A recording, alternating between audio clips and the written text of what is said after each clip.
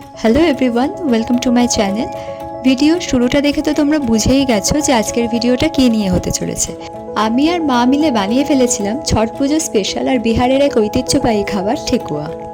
Blog বানাবো বলে তো একেবারেই প্রিপেয়ার ছিলাম না, বাট যেহেতু কিছু ক্লিপিং ছিল তো ভাবলাম রেসিপিটা তোমাদের সাথে শেয়ার করে দিই। তো চলো শুরু করা যাক। তো সবার প্রথমে এখানে 4 কাপ আটা নিয়ে নেওয়া হলো, আর আটার কোয়ান্টিটির ওপর বেস করেই কিন্তু বাকি যে উপকরণগুলো লাগবে সেগুলো এখানে দেওয়া হবে। তো সেইভাবেই এখানে 1 কাপ সুজি অ্যাড করে দেওয়া হচ্ছে। এতে আমরা ময়দার কোনো ব্যবহার করিনি, বাট তোমরা চাইলে আটার সঙ্গে কিছুটা পরিমাণ ময়দাও মিশিয়ে নিতে পারো। এবারে এতে 1 কাপ মতো নারকেল কোড়া অ্যাড করে দেব। এবার এতে গুড় দিয়ে দেব, আর এখানে আমরা জাগেরি পাউডার দিয়েছিলাম, তোমরা যে কোনো ধরনের গুড় এতে দিতে পারো। পাটালি গুড়কে মেল্ট করেও তোমরা এতে দিতে পারো, তাতেও খুব ভালো টেস্ট হয়। এরপরে এতে আমরা পরিমাণ মতো চিনি দিয়ে দিলাম, তারপরে দিয়ে দিচ্ছি পরিমাণ মতো ছোট এলাচ পাউডার।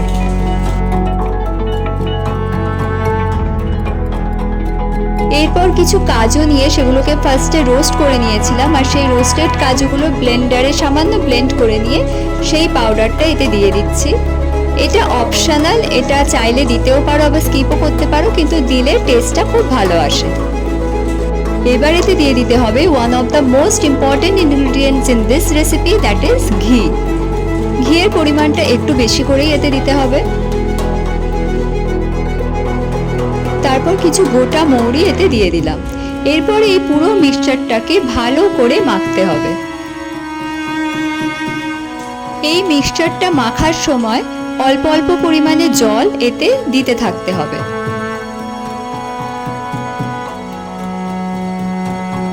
ডোটা যেটা বানাতে হবে সেটা কিন্তু খুব শক্ত করে বানাতে হবে, যাতে কোনো ময়েশ্চার এতে না থাকে।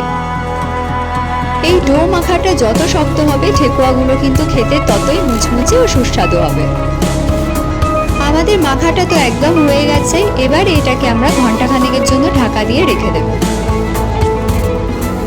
1 ঘন্টা বাদে লেচি কেটে নিয়ে হাতের সাহায্যে আমি এরকম শেপে ঠেকুয়াগুলোকে বানিয়ে নিয়েছিলাম, আর ওপরের ডিজাইনগুলো আমি স্পুন দিয়ে করেছিলাম। তোমরা চাইলে স্পুন, ফর্ক, টুথপিক বা শেপ মেকার যদি কারোর বাড়িতে থেকে থাকে সেই দিয়েও ঠেকুয়াগুলোকে বানিয়ে নিতে পারো। এবার কড়াইতে তেল গরম হলে একে একে এগুলোকে ভেজে নিতে হবে, আর ভাজার সময় অবশ্যই গ্যাসের ফ্লেমটাকে লো রাখতে হবে।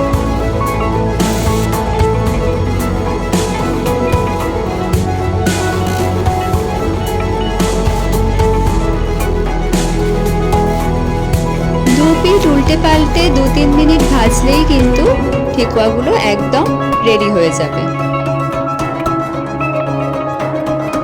এখানে আমাদের বানানো ঠেকুয়া তো একদম তৈরি হয়ে গেছে খাওয়ার জন্য, আর খেতে সত্যিই খুব সুস্বাদু ছিল। ভিডিওটা যারা দেখছো তারা এইভাবে বাড়িতে একবার বানিয়ে দেখো, তোমাদের নিশ্চয়ই ভালো লাগবে।